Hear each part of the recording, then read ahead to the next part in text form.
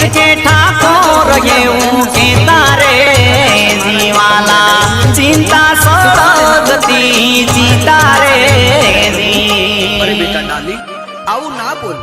આ આપણ શેઠ સમાજે ઉભા કરેલા છે બેટા, અને મારા માટે તો 18 વરણ સરખા છે બેટા. માટે ડાલી, તું મને ચાંદલો કર બેટા. ભલે પ્રભુ.